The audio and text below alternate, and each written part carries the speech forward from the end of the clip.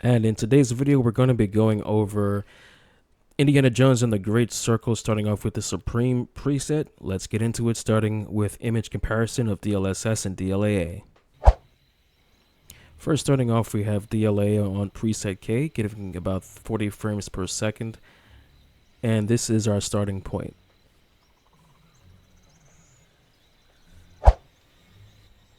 Next, we have DLSS quality using preset K on DLSS 4.0, giving you about 64 frames per second and improving responsiveness. Visuals stay relatively the same. And now we switch over to DLSS balanced, where we still are holding about the same amount of visuals as DLSS quality with an improved frame rate of 72 frames per second average. Okay, now DLSS 4.5's preset M, you can start to see a little bit of breakdown in the image quality, such as the shadows flickering in the distance there. And now this is Ultra Performance preset L, where you can see the image quality is really starting to break down with the shadow flickering, but you do get the maximum amount of frame rate at this level. Switching over to ray reconstruction or in performance cleans up the image tremendously. The shadow flickering is gone, image quality is restored, and shadow quality is actually even a little bit better than it was on preset K. And here is ray reconstruction on the balance preset. In general, ray reconstruction will give you a little bit more contrast than preset K, so do keep that in mind, but it does make shadows appear much better, and the image quality is greatly increased at this level. Switching over to ray reconstruction qualities upscaler, we're down below 50 frames per second, about 57, 58. Image quality looks about similar to balanced. And now we are at native ray reconstruction. At this level, you can't tell the difference between quality and native, and you also have the highest response time and the lowest frame rate at about 34 frames per second. And now we're going to be going over our settings, starting with the native 2x frame generation mode.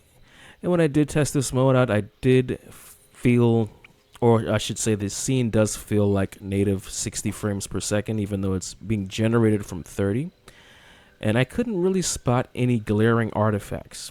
And that's a real testament to the image quality that frame generation has been tuned to perform. Responsiveness, I can't really display it properly because for some strange reason the NVIDIA app overlay did not want to display it. But it's getting 60 frames per second, no glaring artifacts, and it doesn't feel like slop or jello as far as responsiveness. So starting out at 30 frames per second for a frame generation base does not seem to be all that bad.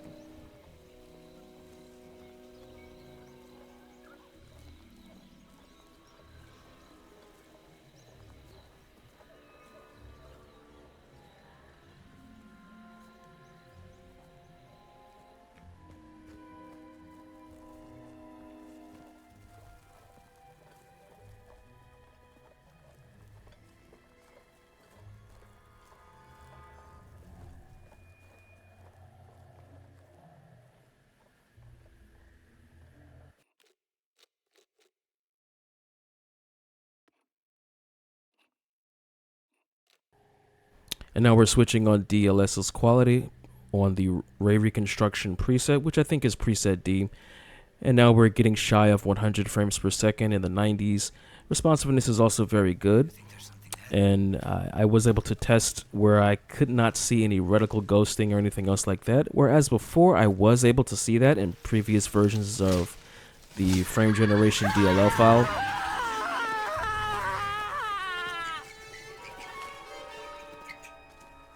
So that's really, really good. The frame generation has quietly been improving, and I think this is just going to be the future. I know there's a lot of folks out there that have I guess I'm gonna just say religious feelings about native frame rates, but there's really no grounds for having or needing native frame rates anymore. If frame generation can be this good without any glaring artifacts or crazy ghosting or super high latency, then I'd say this is a good option.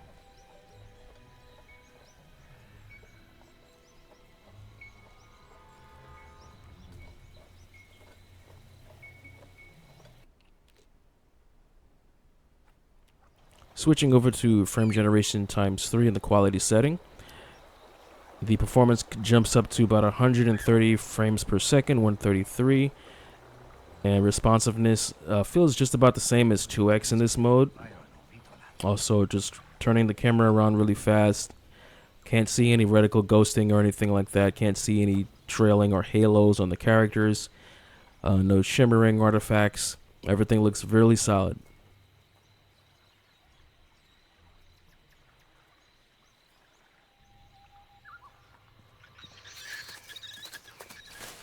This was Forrestal's favorite. Why did they leave these things behind? I think they were intent on coming back.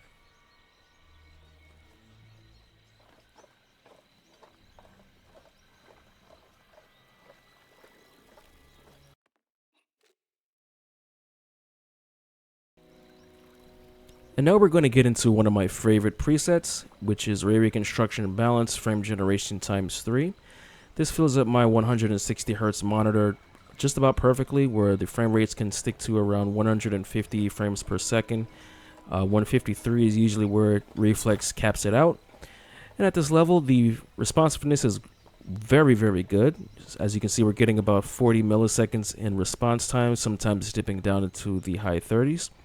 And that's really snappy, very, very good. Image quality is very great, comparable to DLSS quality, and even honestly comparable to native.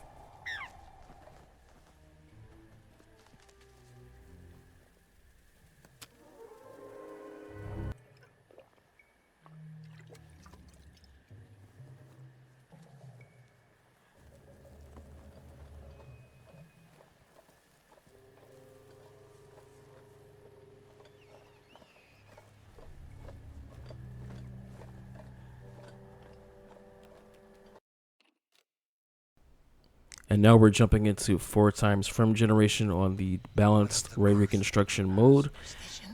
And just the amount of image quality and fidelity just continues to be great. Latency does jump up just a little bit over to maybe 2 or 3 more milliseconds of input delay, which is not really all that noticeable. 2 to 3 milliseconds, it's probably going to be very, very hard to perceive, especially if you're playing on a controller. Getting about 180 to 190 frames per second. Really good for those folks who have the 240 Hz monitors. You can really perceive that smoothness.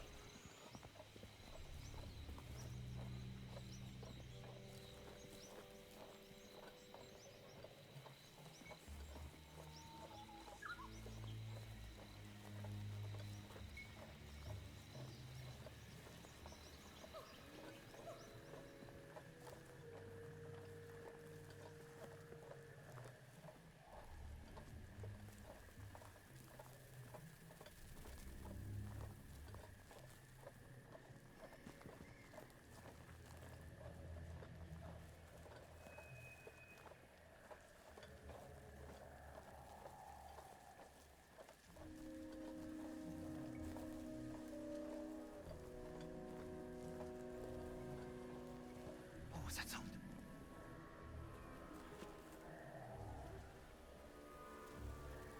Walking the path of death. And now we're going to finish it off with ray reconstruction on performance mode with 4 times frame generation.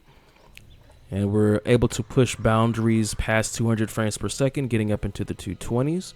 Latency is still remaining excellent at high 30s, as you can see 36 right there, jumping up to about 40. So really responsive, and the image quality is still very good. It's going to be really hard to tell the difference between balanced and performance.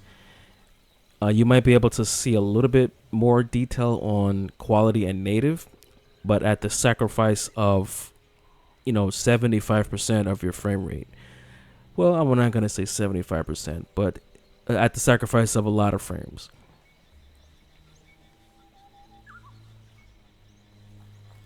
A lot of people do say that Ray Reconstruction's upscaler is smudgy, but I really couldn't tell that here. Everything still looked really sharp and really high definition to my eyes. Maybe some games, they do run it a little bit differently when it comes to the denoising department, because I think that has a lot to do with it. But in this game, in Indiana Jones and the Great Circle, everything looks crispy and clear. That all said, I hope you guys do get some value out of this video. Please consider liking and subscribing. See y'all in the next one.